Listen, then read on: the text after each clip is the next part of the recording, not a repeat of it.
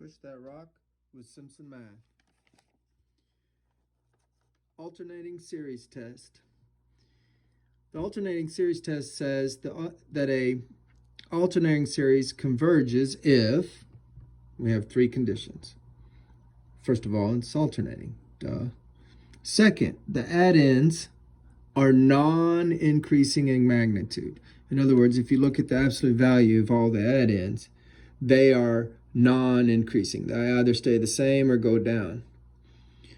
Then three, the magnitudes of the addends converge to zero. So they not only just not increase, they converge on zero. So the sequence that forms the terms of the series needs, when you look at just the absolute value of those terms of that sequence, it needs to be converging to zero. If all those conditions are true, then an alternating series converges. That's what the alternating series test says.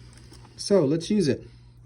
Let's look at this alternating series right here. It's alternating because notice when I put in 1, I get 1 plus 1 up here. That makes this a square, and this negative 1 becomes positive. So the first term gives me a positive. 2 times 1 is 2, minus 1 is 1. So we have 1 over 1, it's 1. But then when I put in 2, well, then I'm going to have 2 plus 1. This is 3, so this is going to be a negative. So whatever I get in the denominator, this whole thing's going to be negative. And so it alternates. It's positive 1 plus a negative 1/3 plus a positive 1/5 plus a negative 1/7 plus a positive 1/9 plus a negative, and so on and so on and so on. That makes it alternating. So condition 1 holds. Let's look at the magnitudes of these terms. So just the absolute value of them. They are clearly not increasing. In fact, they are decreasing. And if we take the limit of the magnitudes of these, in other words, the sequence without the alternating term in it, we will see it goes to 0. So it alternates, the magnitudes are non-increasing, and then the magnitudes tend towards 0. Therefore, this series converges by alternating series test. Interestingly, Leibniz determined that series we just looked at, the one we just looked at, converges to pi fourths. Isn't that great? So pi fourths equals that series. And if we multiply both sides by 4, then we get a way to estimate pi.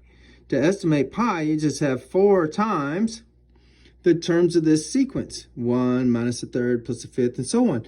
So you can go out as far as you like, depending on how good an estimate you want for pi.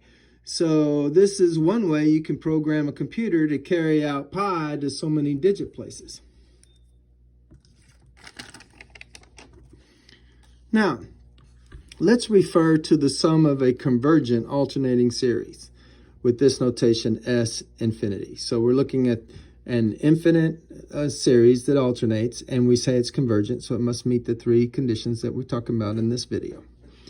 And let's say S of n is some finite partial sum of the infinite series. Like maybe if n is 5, you just add up the first 5 terms. Okay? All right.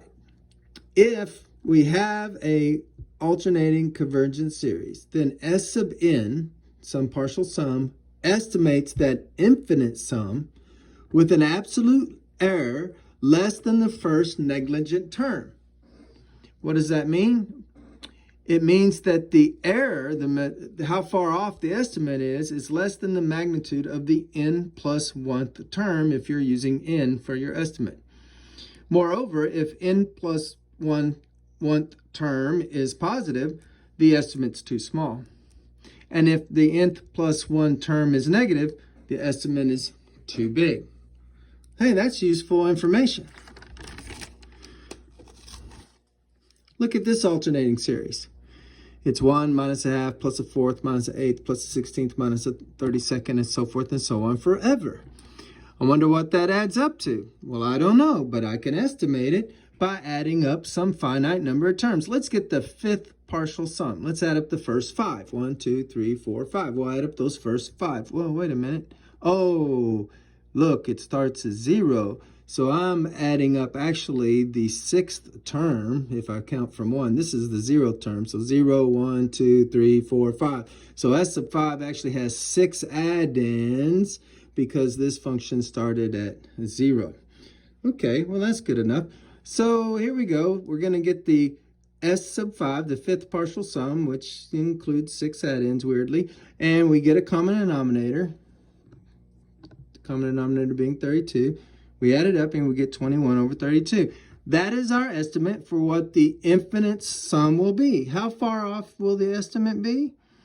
Well, let's look at the first neglected term. The first neglected term is the one we didn't add, the next one that we didn't add in, which was 1 over 64.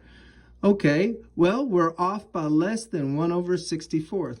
And since this is positive, we know that we're actually too small. Our estimate's a little too small, but not more than 1/64th too small. Math made simple at Simpson Math.